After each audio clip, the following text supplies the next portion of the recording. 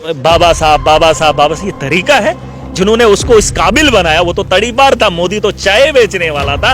अगर वो चाय ही बेचता होता तो आज ट्रेन के उस बगल के डिब्बे में आज बड़ा चाय वाला होता या मशहूर मोदी चाय वाला होता। अगर उसको इस संविधान ने ये ताकत नहीं दी होती, वो वोट की ताकत से वहां पहुंचा, अगर शासन के बल पर या उसी सोच जो इनकी मानसिकता है उस सोच का होता तो मोदी आज प्राइम मिनिस्टर नहीं होता और तड़ीपार आज गृह मंत्री नहीं होता और यहां पर इस किस्म का माहौल नहीं होता।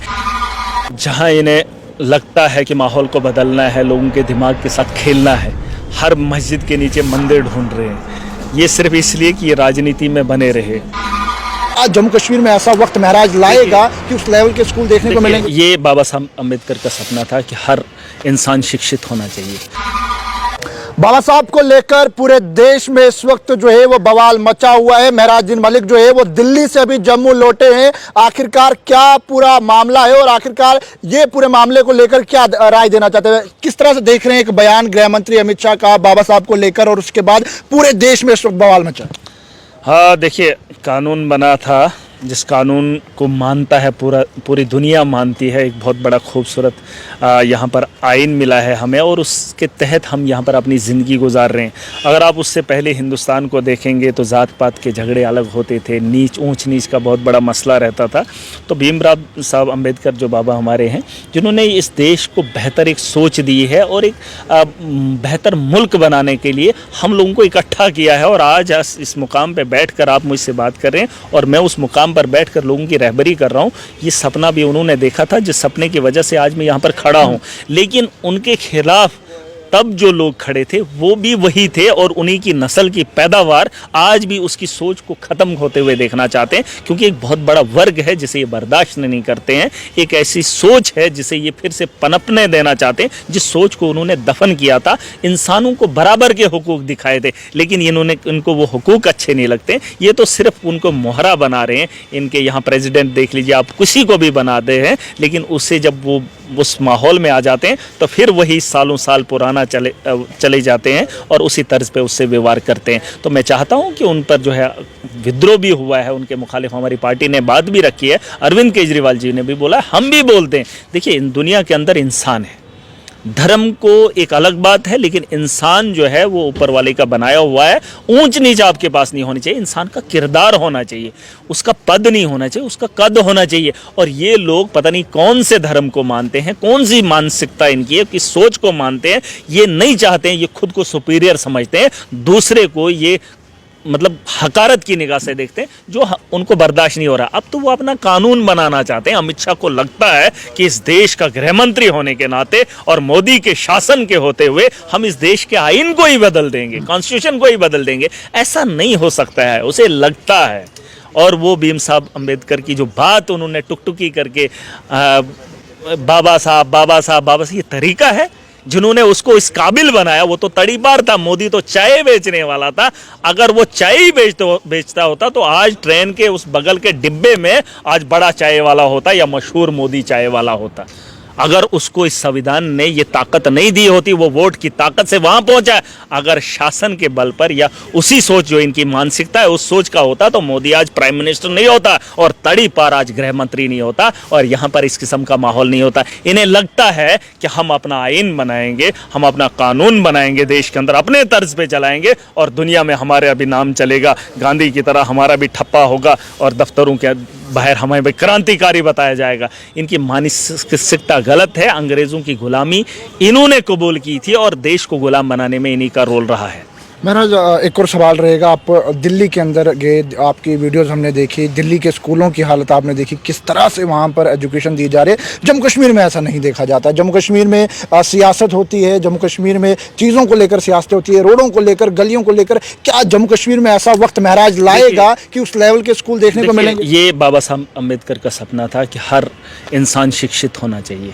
आज भी आप देखेंगे दिल्ली के अंदर, दिल्ली का कोई भी ऑफिस आप उठा के देख लीजिए, ये तो अमित शाह ने पिछले दिनों बात रखी थी संसद में, लेकिन कई सालों से मैं देख रहा हूं कि भगत सिंह और भीम साहब अम्बेडकर की जो फोटो है वो दिल्ली के गवर्नमेंट कॉलेजेस हो, कोई भी इदारा हो गवर्नमेंट का, या हमारे अरविंद केजरीवाल जी का ऑफिस हो, आपको वो तस्वीरें दिखेंगी, 2 तस्वीरें वो पहले से लगा रहे हैं। शिक्षित करना ये सबका सपना है, लेकिन मोदी का सपना नहीं है। उन्होंने एजुकेशन को भी इतना महंगा कर दिया कि गरीब उसे पढ़ नहीं पा रहा है, ले नहीं पा रहा है।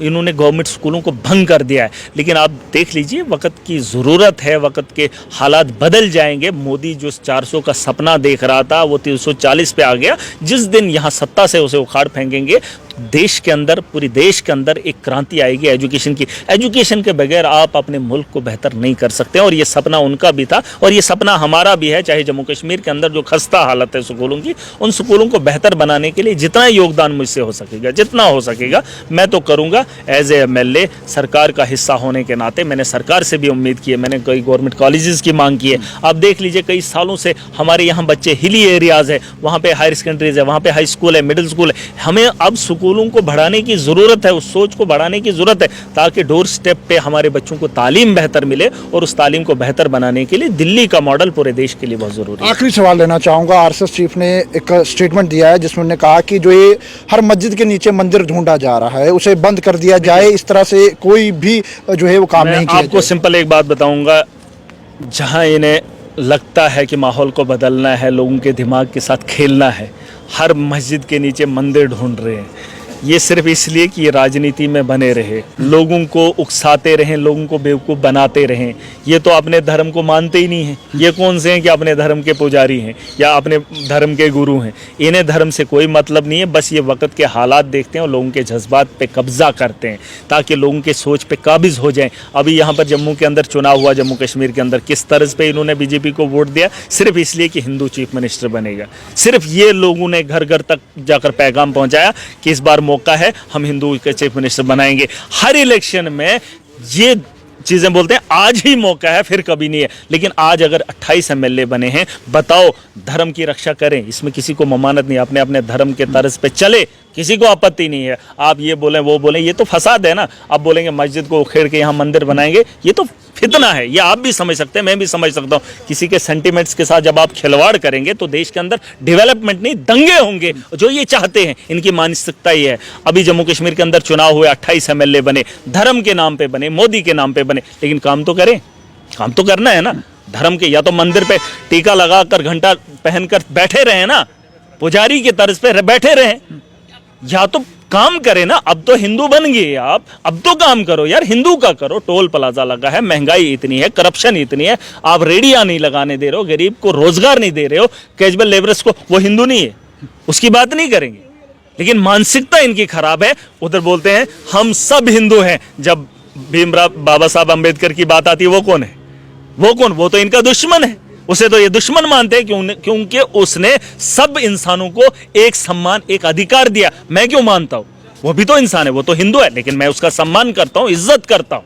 लेकिन मोदी और अमित शाह की जो सोच है वो उससे नफरत करते हैं। लेकिन जब इलेक्शन आते हैं तो तब बोलते हैं इसका राम नाम है, इसका वो नाम है, ये मंदिर को मानने वाला है, ये हमें हिंदुओं को ही वोट देगा। उस वक्त जाति इनको नहीं दिखती है, और जिस वक्त इनको उस जाति का दिखता है उस वक्त वो उसको नहीं मानते और उसे उस तर्ज पे कुचलते हैं जिस तर्ज पे ये पहला तर्ज हुआ करता था। ये तो उन्होंने दिया है और आप लोगों को समझना चाहिए, जो उस तर्ज के लोग हैं, उस वर्ग के लोग हैं, उनको समझना चाहिए कि हमारे साथ कौन सा खिलवाड़ हो रहा है। ये तो शुक्र मनाओ कि इस देश के अंदर अभी जागरूकता है और इस मुल्क को बचाने के लिए हर आदमी कोशिश कर रहा है। और अगर उस वक्त में बाबा साहब ने ये चीज़ नहीं की होती तो यकीनन इस वक्त माहौल आप अलग देखते। तो शुक्र करो इनके बहकावे में आगे, तो यकीन जानिए अगर वो 400 वाला सपना इनका पूरा हुआ होता तो संविधान आपको देश का नहीं मिलता, अमित शाह का होता। क्योंकि जिस तर्ज पे वो लेके चलना चाहता, उसी तरह दंगे फसादात, उससे क्या होगा? आप क्या इस दुनिया से इन लोगों को मिटा सकते हो?